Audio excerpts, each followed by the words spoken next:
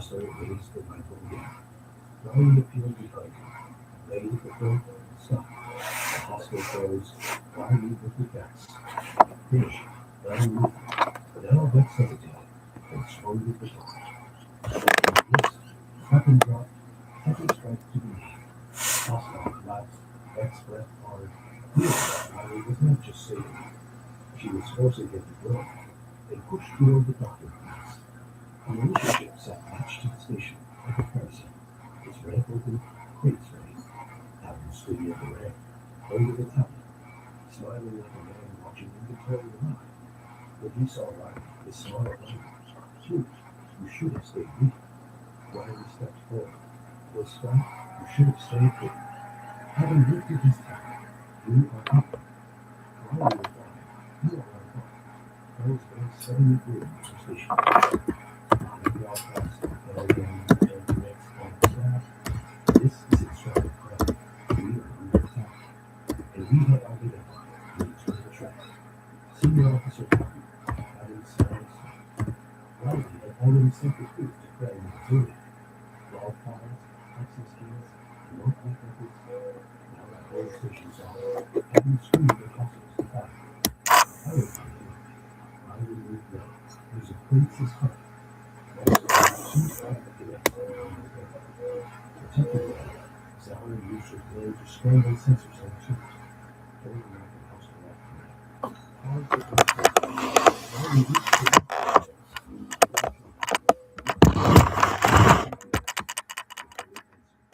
letting the ship loose, the charge grew, then stopped. It started to pull away, forced into emergency separation. Hostiles fighting, having tried to run, fell out like a falling rocket. Sliding into the floor, falls pulling the trigger. Enough, full blind, silence came slowly. White-faced sirens in floors, night tears and shrieks. Station security around lit, collecting weapons, securing doors, and still a presence of ship. Staring at each other, like screamers who survived the same storm. Riley leaned against the cliff, cold and furious. Checking her own breathing, Kate stood straight again. Clara faced the rugged cadets, scales shifting to each blade. You have not experienced what you claim you wanted. Real challenge, real fear, real stakes. He turned his blue eyes toward Vex. Cadet Vex stepped forward. Vex's legs felt heavy, but he obeyed. 4 arms at his side, Cole's voice was calm and dangerous. He mocked weakness.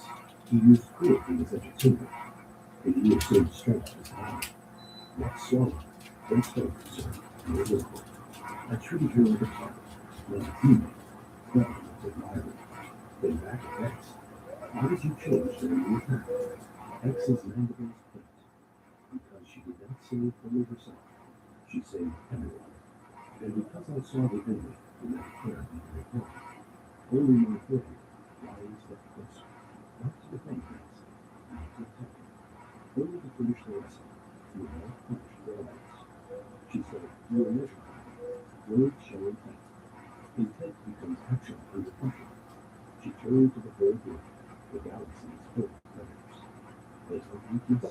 They also have arrogance. Because arrogance makes you predictable. Zower's glow softened, and she raised her hand. Will you stay here? Riley paused, and answered, as long as the man leads the ship.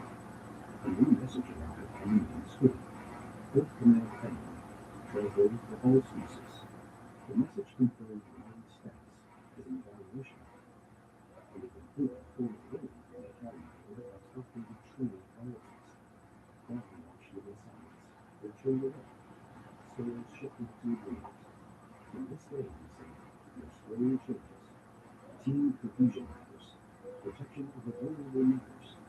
Adaptability matters. You work with facts again. And your punishment is simple. You are true to the cadet level until she says you are ready. And you will apologize without excuses. Vex faced Riley, his voice rough. Cadet Riley, I am sorry. I treated you like a joke. I was cruel. I was blind. Riley studied him. And nodded once. Apology made. Nodded. Vex almost laughed from relief and fear at the same time. In the weeks that followed the attack on the church, Harley told nothing, but it was not finished. It was a cure. Scenarios included sabotage, hostage extraction, a silent movement, moral pressure, perhaps worry that saving TV was not plans. With the strategy, and the story spread beyond the station. The human forgot to broken the academy record, exposed the traitor, stopped the relationship, and did it without being accomplice. On the last night of the summer, Mike stood by the window. Why don't they have you come out and help me dig that hole and put the clothes on it? Honey, it's 4 o'clock. It's almost evening. I'm teasing. You don't have to come help. I was just trying to get you out to do something. Well, it's okay.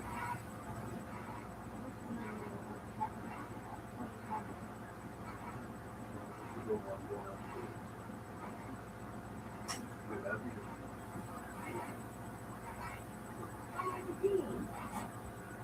Those were sent with the pictures and stuff I showed you them. Yes, I did. I showed you all 3 of them, along with the letter.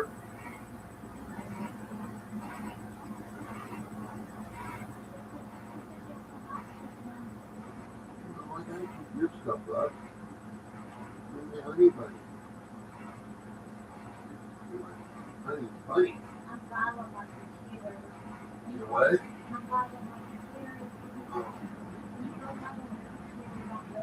I didn't know about that. Yeah. Now everybody and their brother Fred are gonna come in. We'll look down and see. Oh man, I had 900 people in there watching me sleep.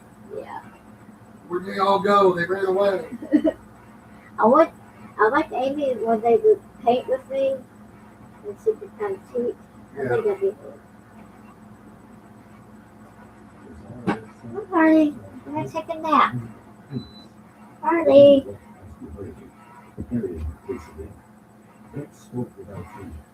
Are you reading? My answer, baby.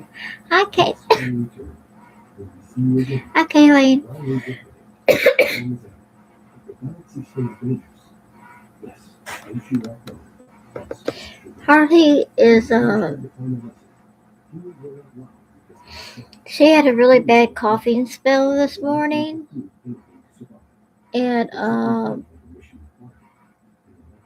she's got a big old lump on her leg, and it probably won't be. We're probably gonna have to put her down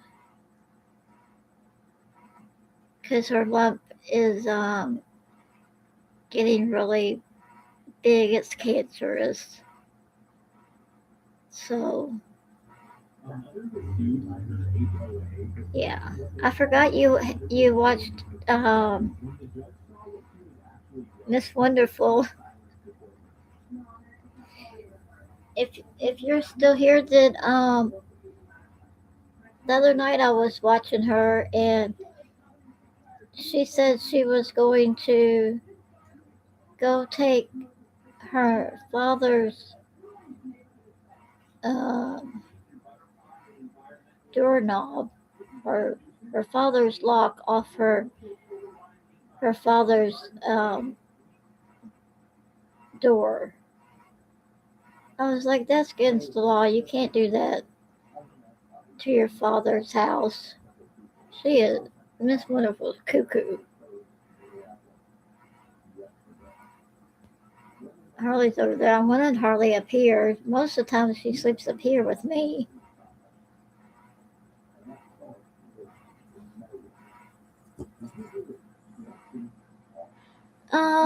I don't know. Harley's 13 years old. So I don't know about that.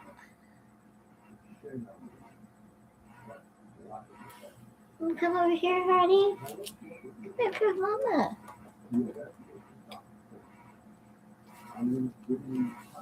My honey got me this little froggy. Hi, everybody. Hey, cheese. Yes, it is. We've had Harley for a long time. She's over here.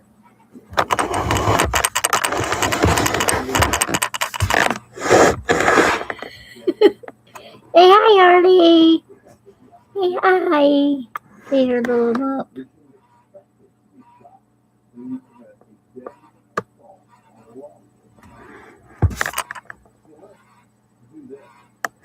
We were gonna get it taken off, but my dad, he's a veterinarian. He recommended not to do it. Oh, I'm so sorry.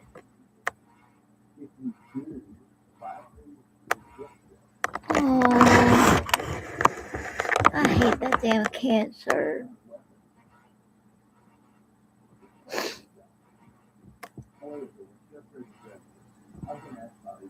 I'm sure he's watching you. Yes, that's why I'm so scared of Harley leaving me. Because Harley, she follows me everywhere to the bathroom when I take a bath, when I'm cooking, when I'm cleaning. She's always right there with me. Oh, Harley. She's like my angel, I guess. I guess they're kind of like your angels.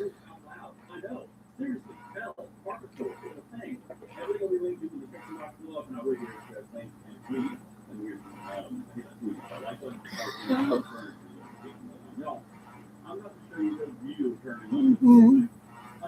Yep, they are. They don't go and tell things, and they don't lie on you.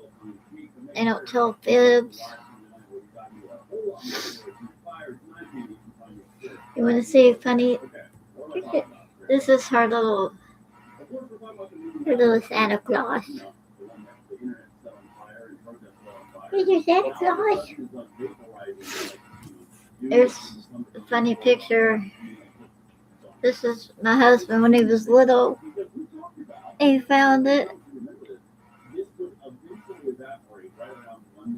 And one of his friends. And this is him, I guess, in grade school. Look at that curly hair. Yeah, she's got like 1, 2, 3. She's got 4 baskets of toys. Look at this pretty picture.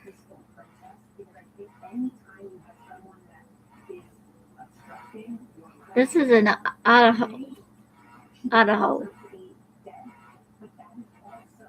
Isn't that pretty? Here's my husband. I think we had first gotten married. And we had gotten like a family picture taken.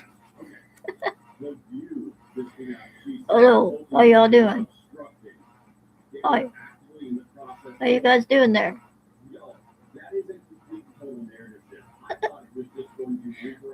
Look how handsome he is. How you guys doing?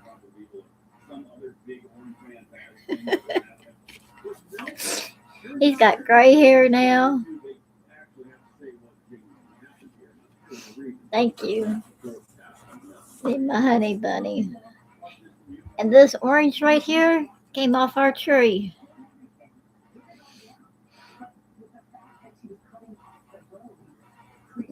Hey, Northern Woman.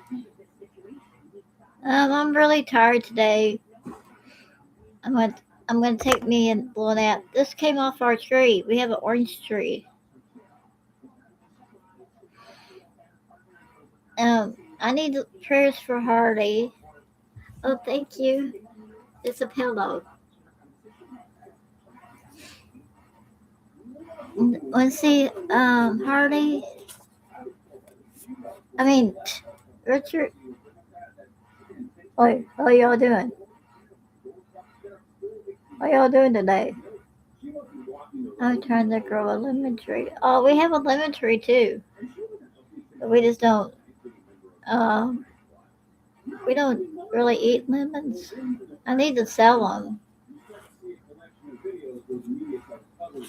This is in Idaho a long time ago.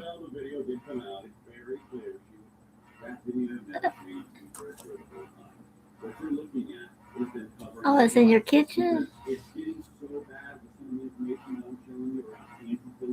Yeah, that's a pretty picture. Here's him in grade school. That's Richard. Look at that curly hair.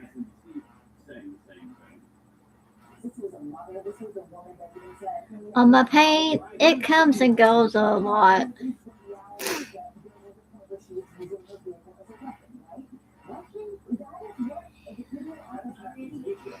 Yeah, I think we've been together 30 years. I can't. Here's him with one of his little friends when he was little.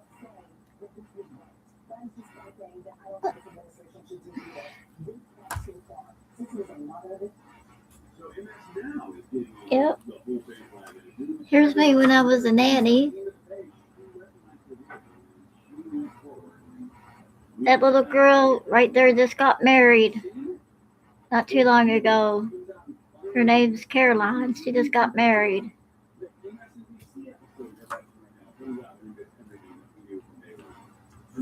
Somebody on YouTube said that I wasn't, or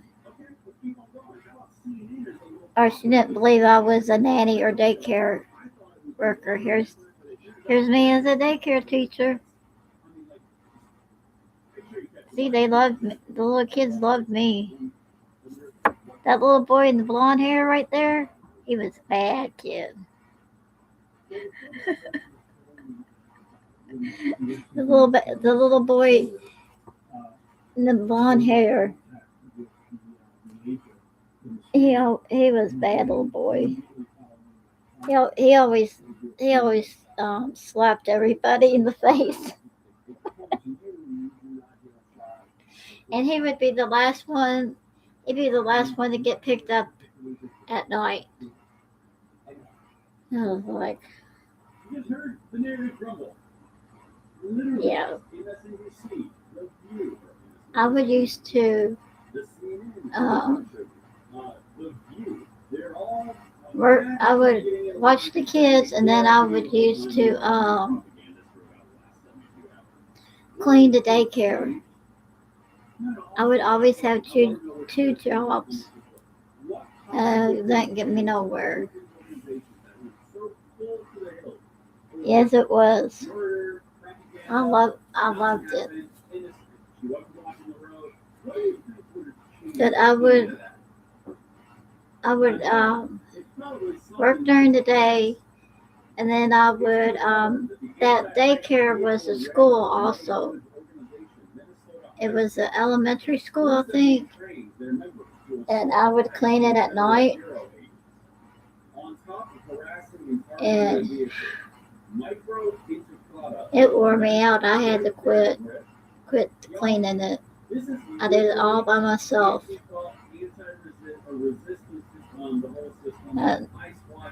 I couldn't even tell you how much I got paid. I know when I was the daycare teacher, I don't think I got paid very much. And he was an EMT at the time, I think. So,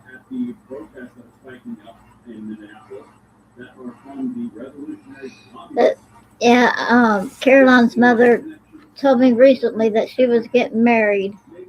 I was like, oh my goodness. I love taking care of her. Okay, thank you for coming in. I'm just gonna take me a little nap. Look how young I was. Look how skinny my arm is.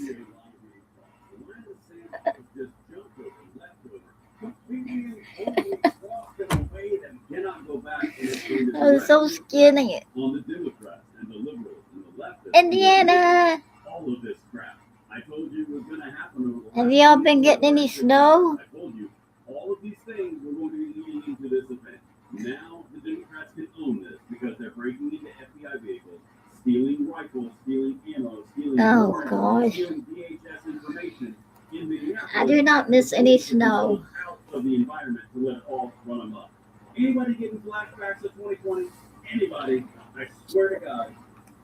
It's up to 80 degrees here. If you want to continue to dispel the propaganda to keep it crazy and basically at this point figure out what's going to happen next, make sure that like button, subscribe to the channel, turn notifications. Yeah. Driving to save our country. And then at nighttime, the last couple of nights, it's been getting kind of cool.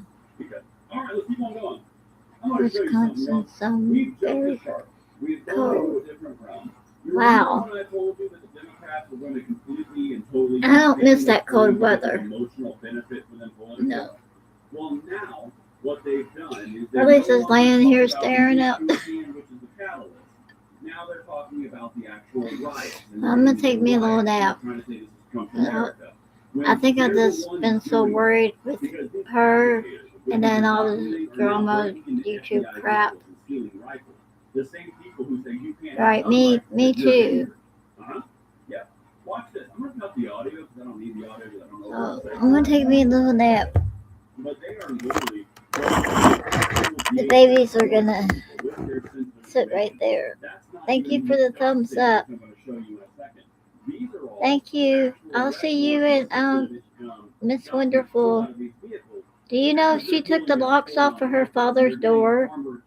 That's what I want to know. Because I was in there that night and she was like, I gotta go get those locks off of my father's door so I can go make sure I can get in there.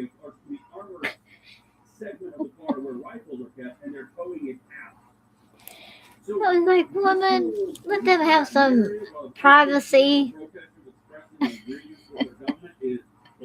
That lady's crazy, ain't she? I was like, good grief, lady. And I can't believe she's still drinking alcohol.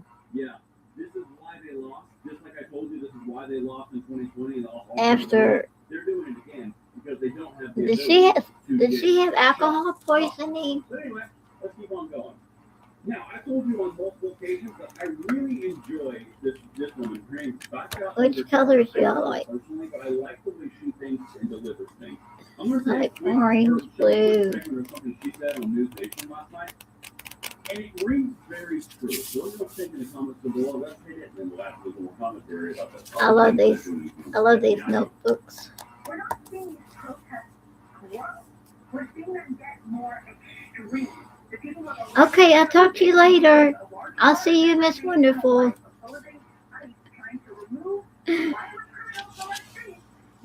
Oh, look at what I drew. I did pretty good.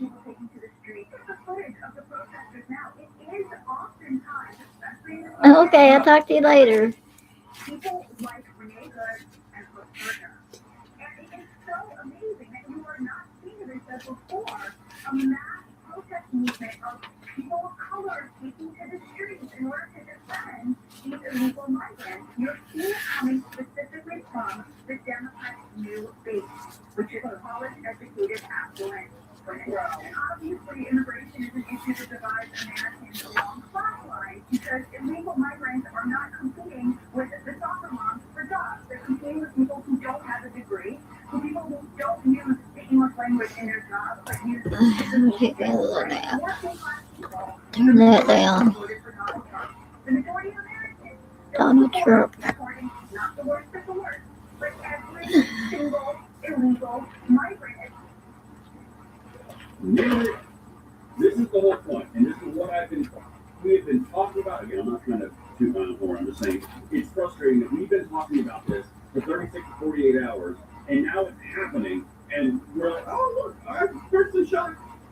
It's not because I'm a genius. It's not because you're a genius. It's because we've already seen Need to clean this house up. 4 years ago. It was in our lifetime. The paid agitators, the far left antagonism group, the Antifas, the anti-ISIS, all of them, they're the ones doing this. This is not a rapidly growing protest. This is a consolidated, concise, very concentrated group of people who are radicalized, who are violent, and who are aggressive, and who are being paid. What you're looking at is active engagement from a paid protest group. Now they're going across the line. The Democrats' little tool is now coming back to bite them in the butt, because this is what drove everyone away from them in the Black Lives Matter movement. Everything, right here. The riots, the destruction, the profanity, the insanity, the defunding police, all of it. This is what basically drove everyone away from Democrats in droves. And here is even more documentation. Let me blow this up a little bit for you. Again, this all happened last night. The Minneapolis police have been told to stand down. What you are looking at is an armored, you won't say armored, it's not the right way to say it. It's an armored portion of a vehicle where FBI has their vehicle safely stored. You're seeing it pulled out of an FBI vehicle that was just ransacked and destroyed. And then they're cracking it open and they're getting the actual AR. You know, those awful weapons of war and destruction the left always tells us shouldn't exist. Well, now they're getting taken out of FBI vehicles through vandalism. Way to go, Democrats. Maybe we should keep on encouraging them. This is after Tim Walz comes out and says, make sure you get involved, make sure you're filming everything for prosecutions later. They're just stoking the fans of the flames. I mean, everyone knows they're literally just, they're fanning the flames by stoking the intentions here. They're opening these fake crates. You're going to see this open up, and you're going to have an entire rifle come out with ammo.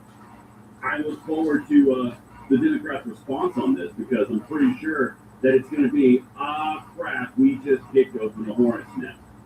Yeah, This is disorder. This is law completely thrown asunder as the police stand down. It's the exact same thing as 2020. It's not even a remote rhyming. It is literally the exact same. And these drill holes, that is a full-on armored security device that's inside FBI vehicles. Excellent. Excellent. Great job, Dim. Hey, let's keep on going. This part, I'm not actually gonna show this because there's very important data here. But this part is a video of rioters breaking in. Excuse me, not breaking in. That was the last one. This one is where the FBI documents are all put on the hoods of cars and on the windshields of cars. This is the FBI agent's full name. This is their email addresses. This has been being doxed to everyone in the area. You think this just happens unorganized? No, these people are violent revolutionaries. That's what you're looking at. And now they're doxing FBI agents.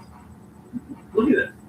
The ICE agent vehicles were parked on the street. In the shooting, they had to leave their cars behind because they got surrounded by protesters.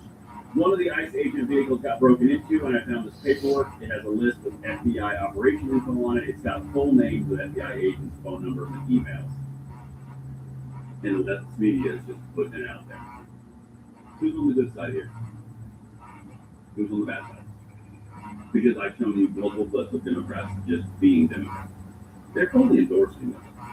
And it's going to backfire really amazingly well. All right, let's keep on going.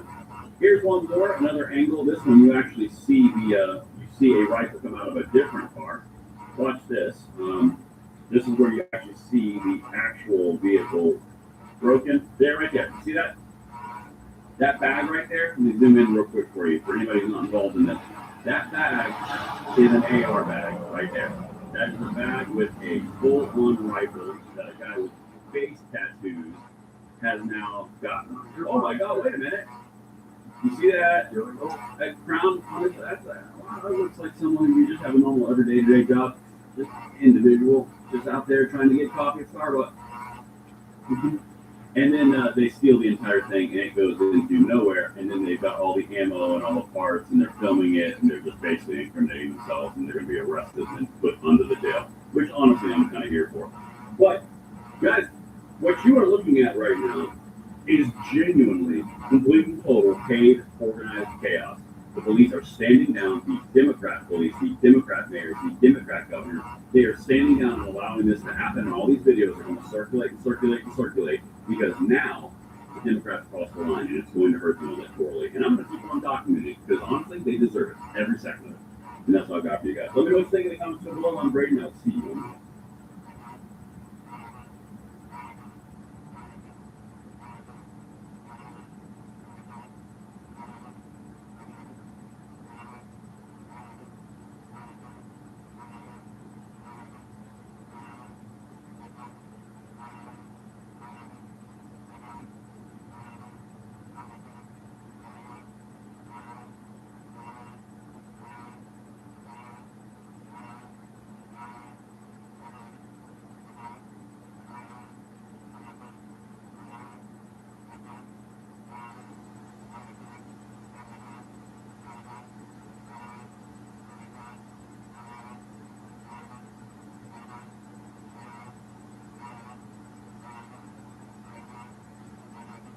Well, y'all, it looks like I was wrong. Hell did indeed freeze.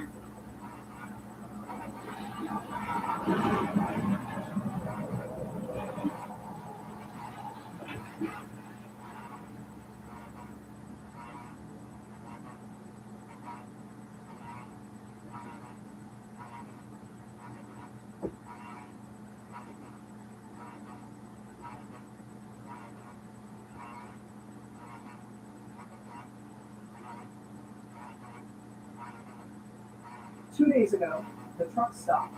Today, the food ran. It happened faster than anyone in Sacramento predicted.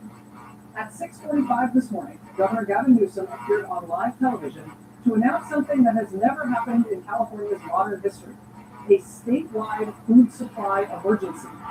Not a drought emergency, not a wildfire emergency, a food emergency. Because right now, if you walk into the Costco in San Diego, the meat section looks like a disaster zone. The refrigerated cases are completely empty except for a few lonely packages of hot dogs that nobody wanted. The bottled water aisle has been stripped to bare metal shelving, and there are security guards posted at the entrance, limiting how many people can enter the building at one time, because yesterday, fights broke out over the last cases of baby formula. I'm Dana Sterling, this is Mount News, and if you want to understand what is actually happening right now in California, you need to subscribe to this channel immediately, because we are the only source breaking down the economic mechanics of this crisis in real time. Everyone else is just reading press releases. We're reading this function data. Hit subscribe button. And I need something from you before we go further. I need boots on the ground confirmation. Comment below right now with your city and tell me what you're seeing. Are there rationing signs at your local grocery store? What items are completely gone? Are you seeing security presence that wasn't there 3 days ago? Because what I'm... That Americans should have to pay tax on unrealized gain and increasing value? In general, no. At that level of wealth, for example, housing, You think only wealthy people should? at the very top, it's hard to tax, you know. Well, but let me be sure we'll understand. Sure. All right, let's suppose that's not just an average American. Let's suppose that's an American. What do you define as rich? In the minimum income tax of $100 million of wealth or more. Okay, so you think if you're really wealthy, you should have to pay a tax on your unrealized gain? I think you should have to partially prepay if you're liquid, if you have liquidity to pay. Do And you then- think somebody, why can't you economists answer the question?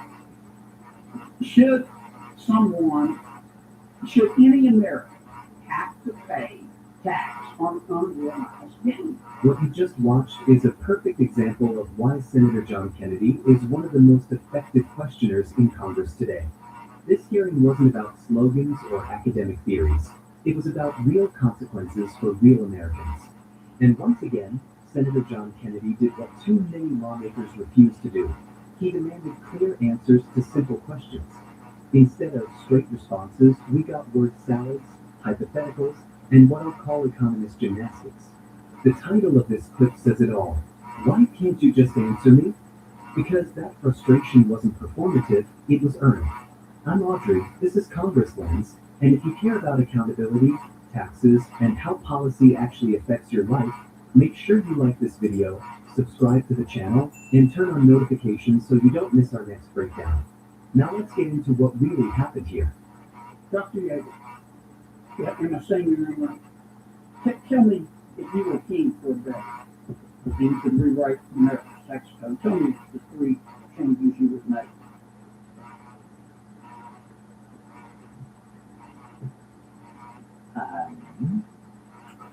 Number one, I would equalize labor and capital tax burdens to top. There are a couple ways of doing that. The billionaire minimum income tax is one that would move in that direction. I won't rehash those details.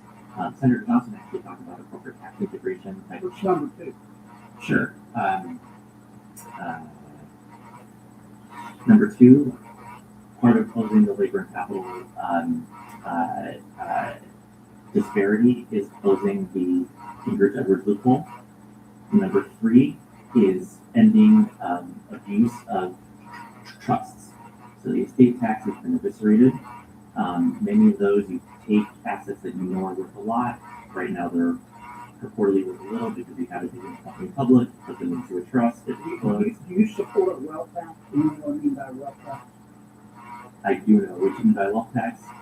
The billionaire minimum income tax taxes income, and that I think is the way forward in that space. Well, let me be a little more precise. Do you think appreciation of assets that are not sold, unrealized, should be taxed? I think you should have to prepay tax on it that will eventually be due at sale, gift, or big What do you mean prepay the tax? Sure. So if I have $5 billion of unrealized capital gains, I have $5 billion of taxable income, and I'm currently paying $1.5 billion on that. So that's a 15% overall tax rate. Let's not complicate this. I want to understand. Sure. Let's suppose an American owns a piece of real estate they inherited from their father or their mother. And if they inherited it, they got to step up in basis, it's worth $100,000. And all of a sudden the interstate gets and the property is now worth $1 million. If they sell it. But they don't want to sell it. They don't leave it to the kids.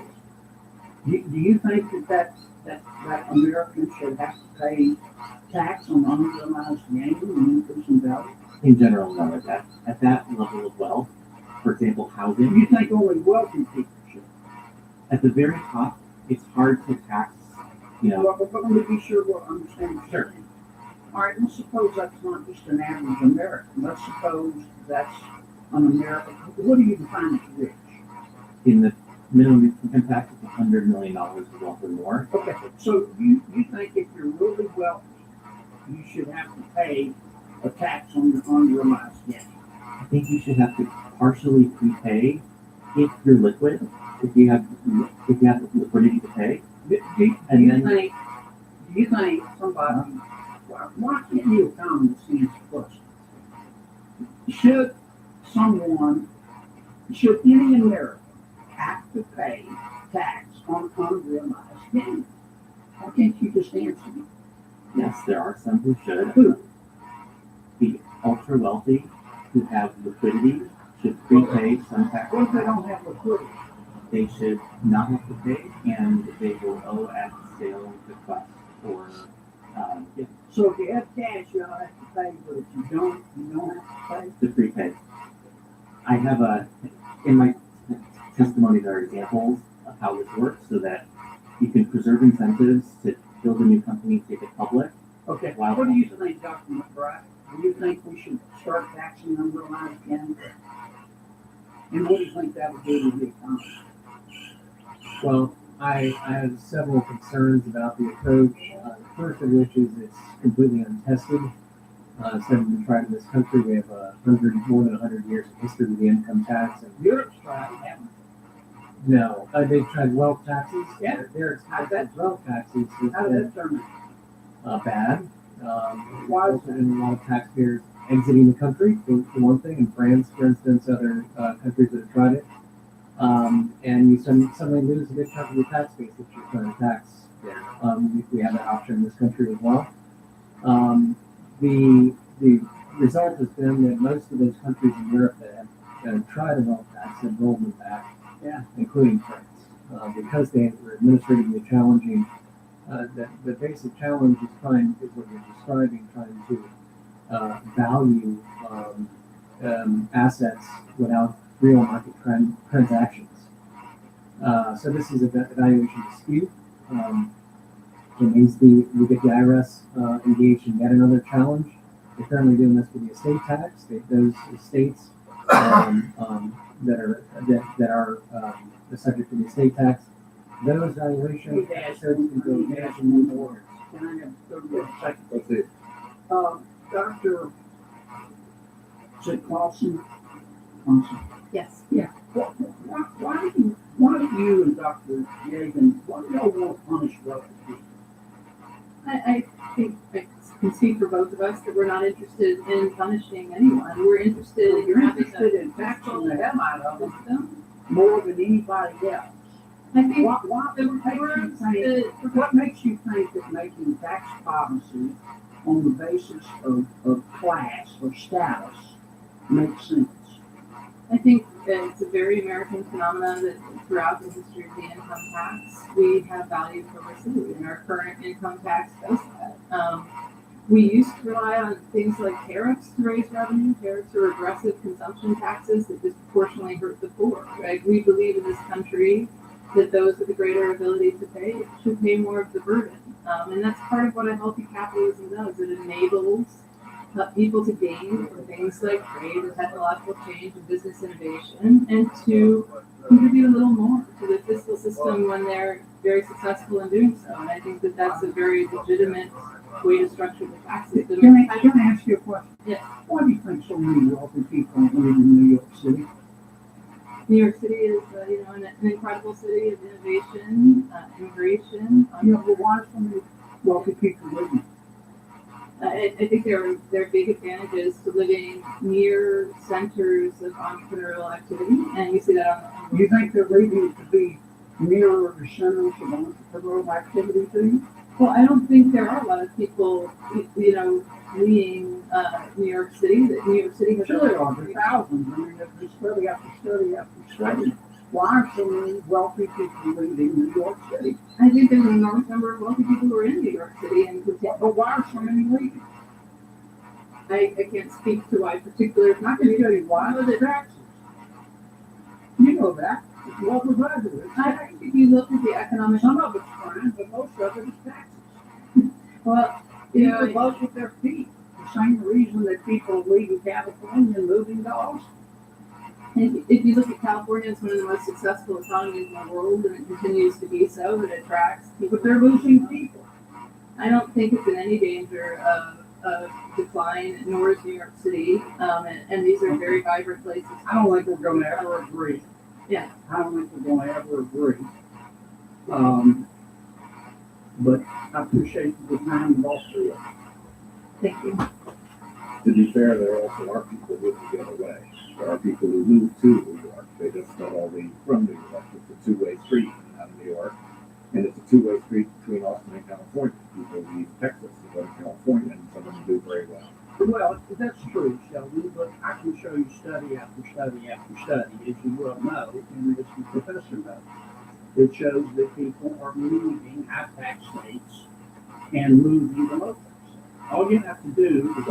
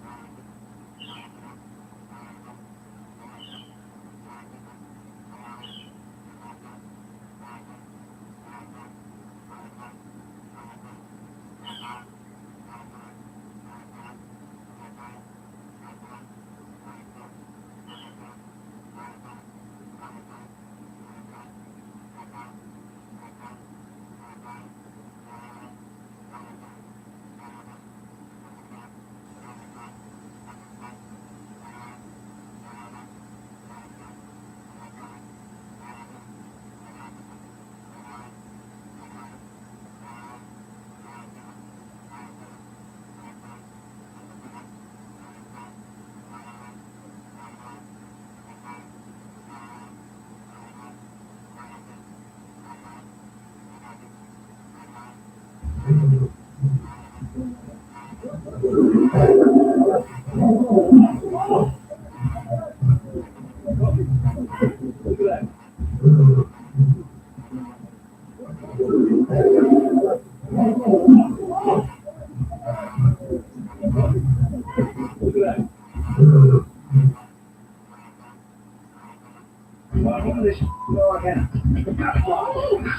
video shows a man knocking on a homeowner's door. Seconds later, it turns into a confrontation over concerns about his behavior toward the homeowner's grandson. As soon as he rings the doorbell, he immediately covers the door camera with his hand.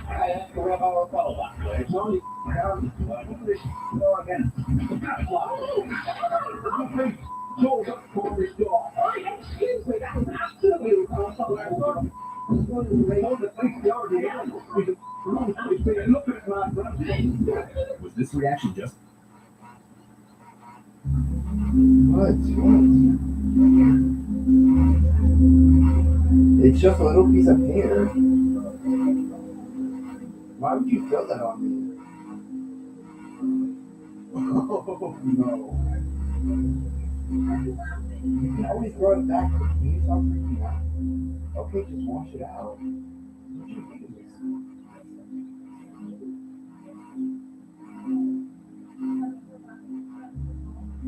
Because it's not that serious. You can hold his hair, you can throw it back.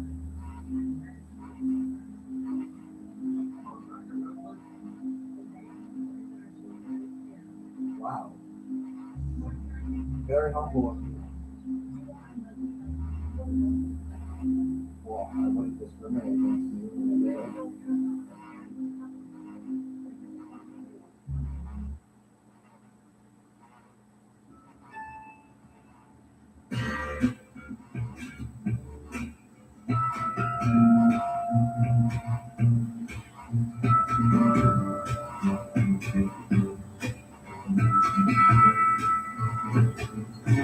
Hold up.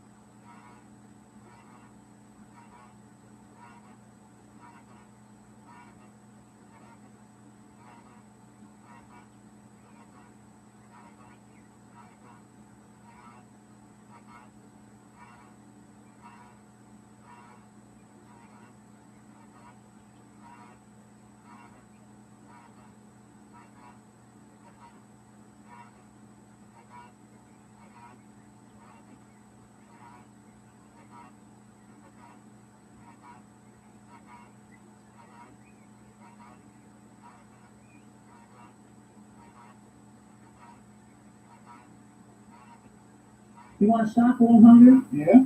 Stop sending them food. Don't send these people another dime. You want to send them something? You want to help? Send them U-Hauls.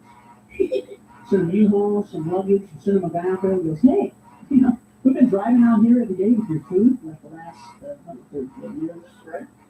Then we were driving out here today across the desert, and it occurred to us that what would be world hunger if you people would live with a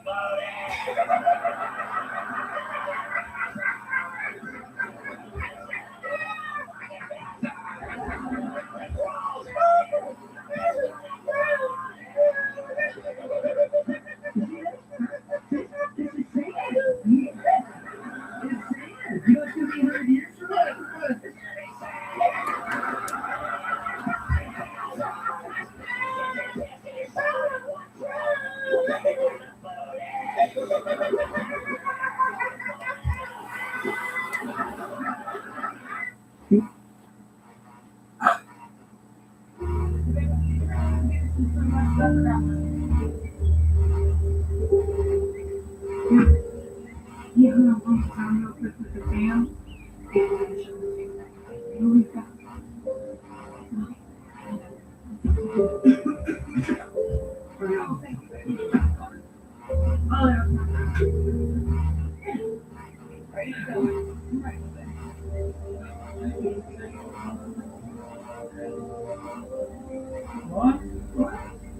Well, that's one of them.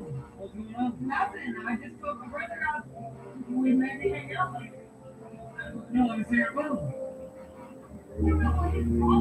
I'll just see your phone when you have your phone. He comes around one damn time and you're gonna listen to him over your wife and say what you I just want to see what's going on.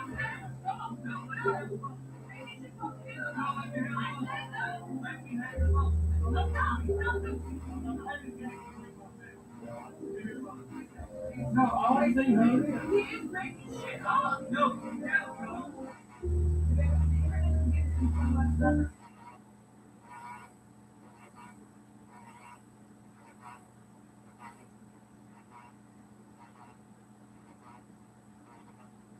No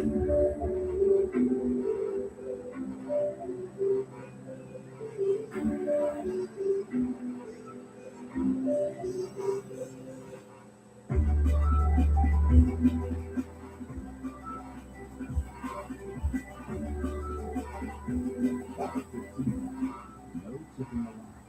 If you ever walk out of a restaurant in Japan and see a staff member chasing after you just to return a few yen, don't be surprised. In Japan, tipping is not seen as a reward.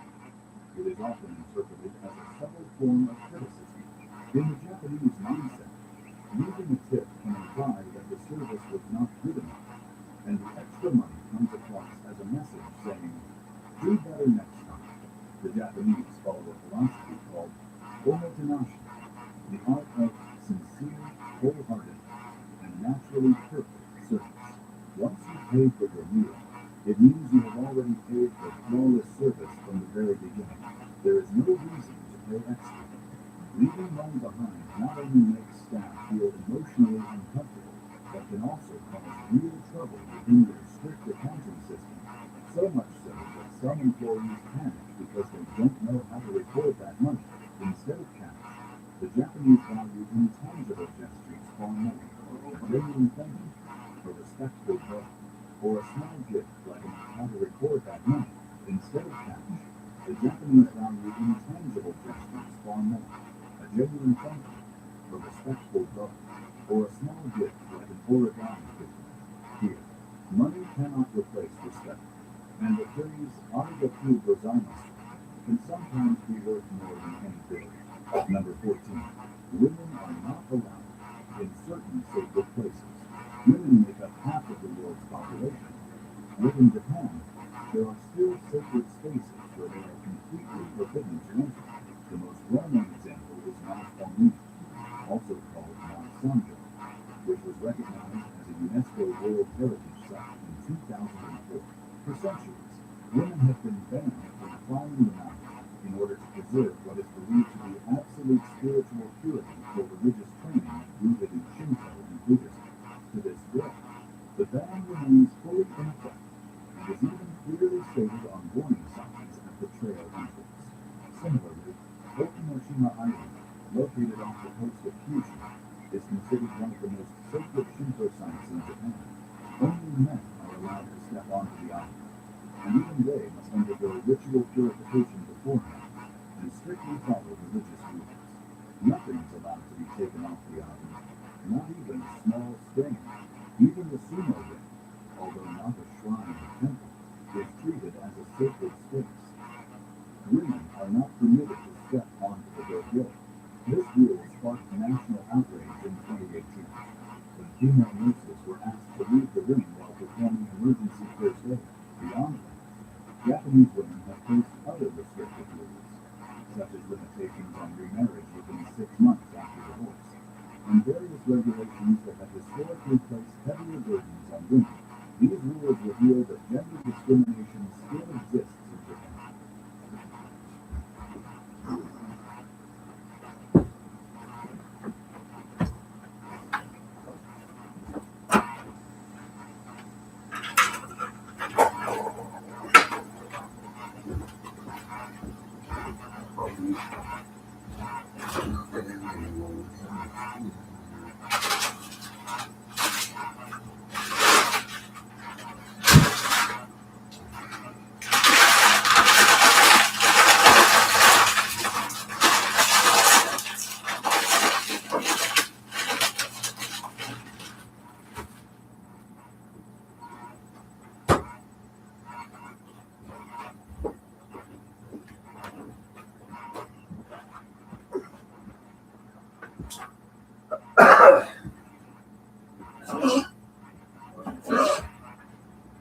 Major economic and social progress, the country still has work to achieve minimum gender equality. Comment number one: strongly oppose gender-based families like these and believe that no tradition is more valuable than basic human equality. Number 13: a ban on working yourselves to exhaustion. Behind the image of a disciplined, efficient, and orderly Japan once existed a silent but heavy pressure. For many years, a culture of working to the point of collapse, known as corrosion push, countless workers to dangerous limits. Prolonged stress led many into isolation and mental imbalance. And Japan was once cited as one of the countries with a high suicide rate. Stories linked to Aokigahara Forest became chilling warnings for society as a whole. Faced with this reality, the Japanese government was forced to step in. Limiting overtime was no longer just a recommendation. It gradually became a life-protecting regulation. Programs such as Premium Friday, which encourages employees to leave work at 3 p.m. once a month, along with companies automatically shutting off lights and computers after working hours, were introduced to force people to rest. By 2026, AI and big data are being used to monitor mental health, analyzing typing behavior, email history, unusually slow keystrokes, and automatically sending alerts to senior management and HR before personal tragedies occur. If you work in Japan, always make sure you understand your company's Article 36 agreement to protect yourself. Number 12. Never pour your own drink.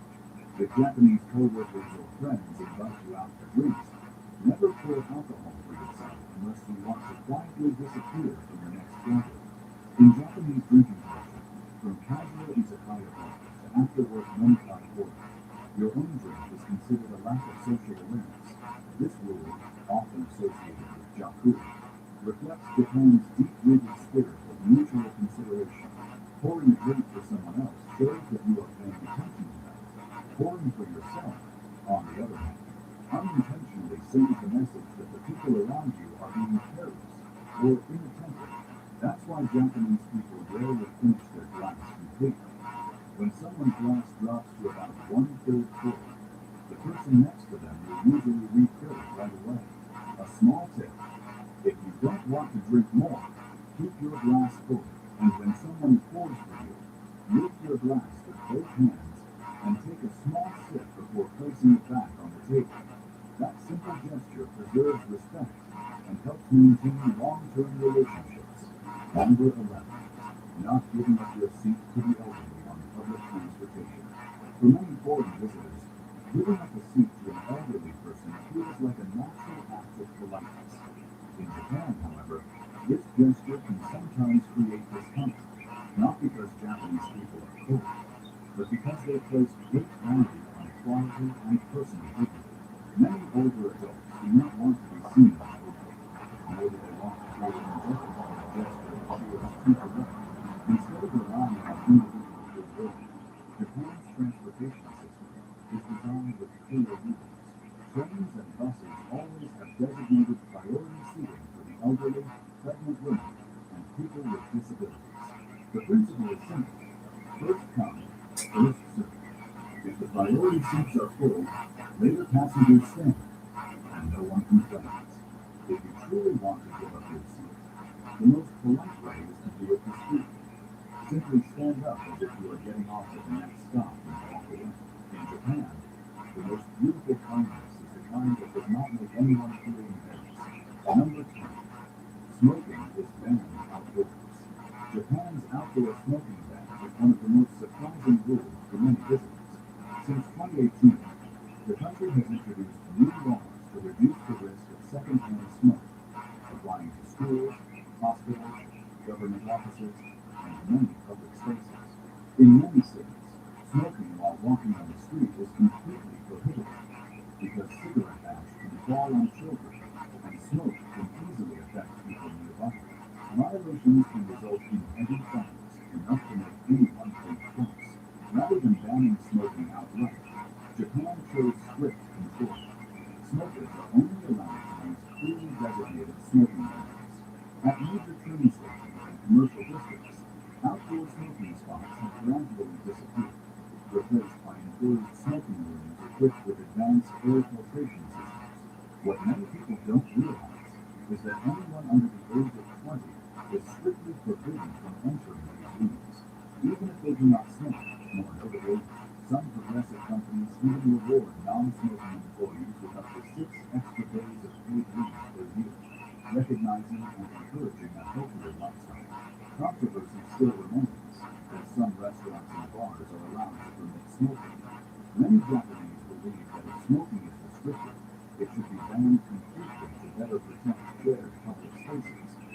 number 6. If you believe smoking in public should be restricted even more strictly. Number 9. Don't eat while walking. Never walk around eating in Japan unless you want to be corrected or even scolded in public by older locals. In Japan, this seemingly harmless habit is considered lacking in refinement. The Japanese believe that every meal is a once-in-a-lifetime experience. When you eat while moving, you are not truly paying attention to the flavors, and that is seen as disrespectful to both the person who prepared the food and the food itself. The deeper reason lies in the concept of no waffle avoiding, causing inconvenience to others. Japanese streets are often crowded.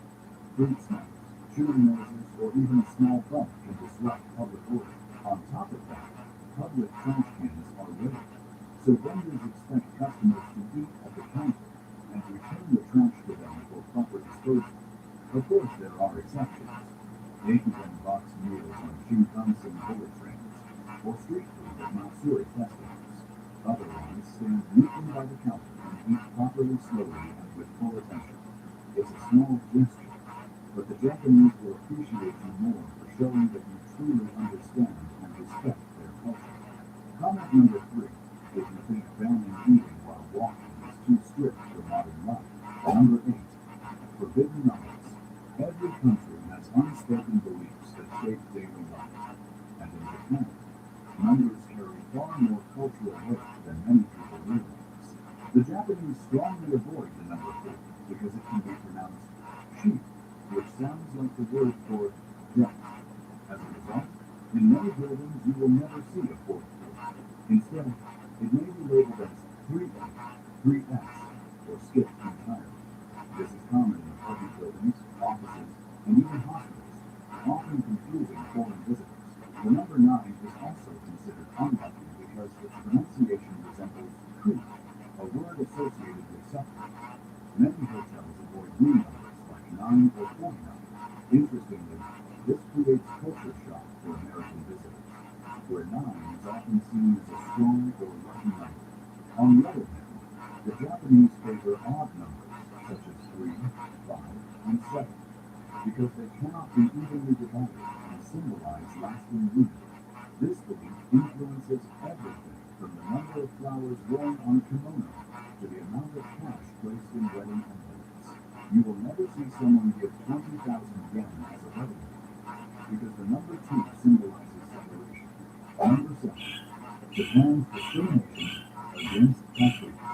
Japan is one of the places where tattoo travelers often experience real culture shock. Here, tattoos are not simply seen as art or personal expression, but are deeply tied to criminal history. For centuries, tattoos were associated with the Yakuza. Although tattooing was legalized in 1948, those historical associations remain deeply embedded in the collective mindset.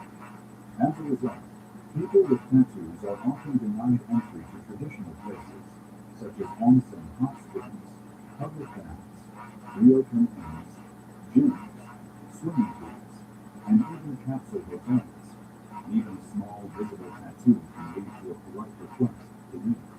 Gyms typically require tattoos to be fully covered, and in corporate environments, some companies still require job applicants to confirm they have no tattoos. While younger generations are becoming more open-minded, visitors are strongly advised to cover their tattoos or choose clearly labeled tattoo-friendly facilities to avoid unnecessary trouble. Number 6. Don't touch others without permission. In Japan, there is an unwritten rule more powerful than any reminder: never touch someone without permission. For the Japanese, personal space is not just a habit, it is a measure of respect. Handshakes, pats on the back, or casual physical contact common in Western cultures are discouraged, especially with older people or those of higher status. Instead of physical contact, the Japanese bow is their standard form of communication. A slight bow shows politeness, while a deeper bow, sometimes approaching 90 degrees, signals profound respect. Interestingly, despite being extremely strict about personal space, Japan has one very special exception: rush hour subway trains. In these tightly packed spaces, contact is accepted as unavoidable, but the moment people step off the train, they immediately spread out, restoring personal distance with almost astonishing precision. Comment number 2. If you feel this sometimes creates a distant, even cold atmosphere that makes human connection more difficult. Number 5. Gifts that make Japanese people uncomfortable. In Japan, gift giving is a cultural ritual repeated dozens of times each year. Japanese people may exchange gifts on more than 70 different occasions, from New Year's and birthdays to weddings, promotions, and hospital visits. Because of this, choosing the wrong gift can completely ruin your good intentions. First, gifts associated with the numbers 4 and 9 are avoided, since their pronunciation suggests death and suffering. Cones, the shoe, are taboo because the word sounds like pain and death. Box imagery symbolizes pain, like glass items imply fragile relationships that can easily break. Knives and scissors are seen as symbols of cutting off relationships. For superior or elderly people, shoes, socks, ties, or gloves are considered disrespectful, as they imply control or being stepped on. Chrysanthemums and camellias are associated with funerals and should be avoided at all costs. Even green tea must be presented in formal packaging to avoid a green impression. The key to refinement lies in intention and presentation. Choose gifts carefully wrapped in neutral colored paper, and always give and receive them with both hands and a respectful bow. Number 4. Don't mix wasabi into soy sauce. Most tourists do this without thinking mixing wasabi into soy sauce for convenience, but in the eyes of a master sushi chef, turning soy sauce into a cloudy brown wasabi soup ruins the entire elegance of the dish. For them, it's not just improper technique, it destroys the carefully balanced flavors of the fish. Italian chefs recommend a very specific way to eat sushi. Place a small amount of wasabi directly on the fish, then flip the fish and lightly dip only the fish side into the soy sauce. Immediately, you'll first taste the gentle saltiness, followed by the natural richness of the fish, and finally the aroma of wasabi rising through the others. In high-end sushi restaurants, you don't even need to add wasabi at all. The chef has already placed the perfect amount between the fish and the rice. Adding more on your own can be interpreted as doubting the chef's skill.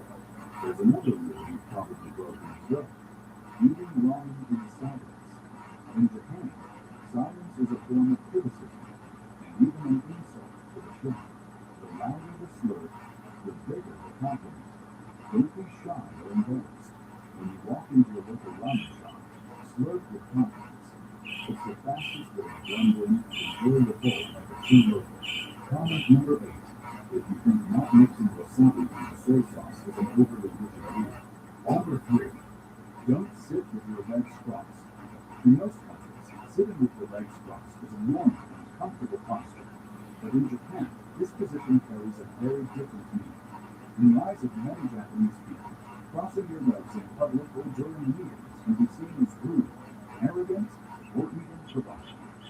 Japanese culture places a strong emphasis on mutual respect, and the way you sit clearly reflects your attitude. Historically, crossing one's legs was also associated with negative imagery. As a result, Japanese people tend to choose more modest sitting positions, such as seisei, kneeling with the legs folded under and the back straight, or simply sitting upright with the legs moving together. On crowded trains, you will rarely see anyone sitting with their legs crossed. The reason is very practical. This posture makes it easy for shoes to brush against other people's clothes, causing discomfort or dirt. Some train stations in Tokyo and Osaka even display illustrated signs reminding passengers to keep their legs together and stay in shared space. The thing, it might be sometimes dangerous with cutting the seat. Number 2. Avoid saying no directly. When communicating in Japan, you will rarely hear the word aye, which means no. Japanese people avoid direct refusal because they believe it can cause the other person to lose face, known as immense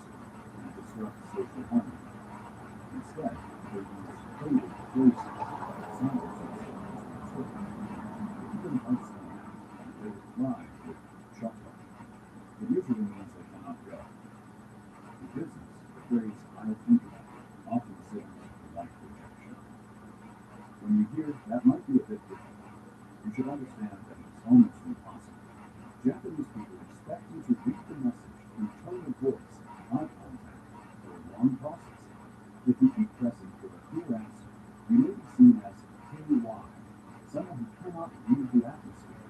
The most graceful response is to smile, accept the ambiguity, and change the subject. That is the essence of Japanese communication. Number 1. Never wear shoes indoors. When entering a Japanese home, the first thing you do is not greet the host, but remove your shoes at the entrance area of the yama. For Japanese people, this is not just a habit, it is a clear boundary between the dusty outside world and the clean, peaceful interior. Floors, especially tatami mats, are treated as surfaces that must be protected at all costs. One small but important detail is how you place your shoes. After taking them off, the right guest turns her toes toward the door, showing orderliness and consideration for others.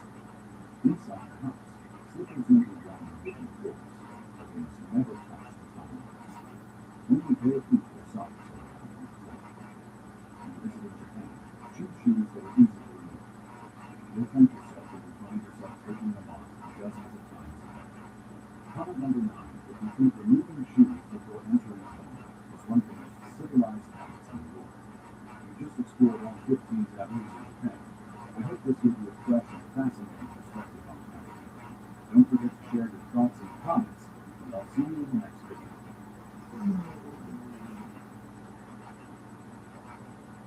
This story ends with new rules, new warnings, and one very expensive lesson about punching deaf world species.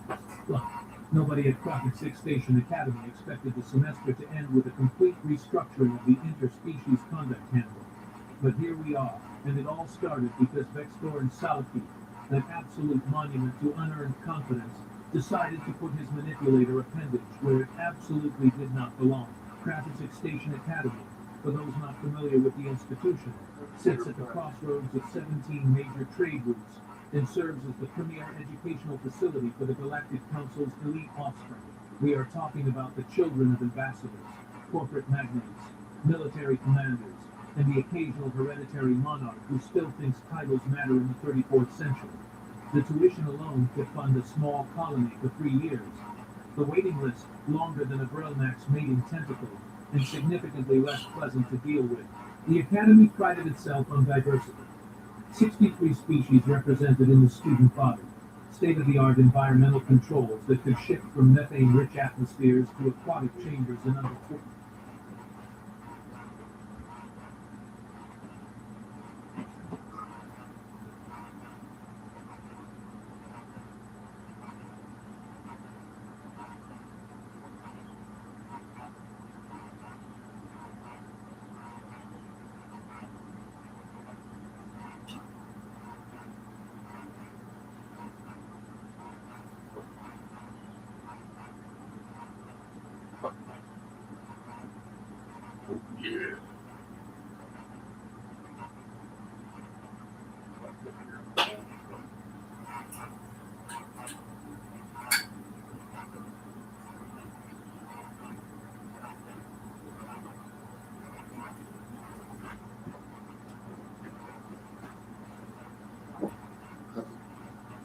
Five o'clock. Okay. You don't have to get up if you don't want to.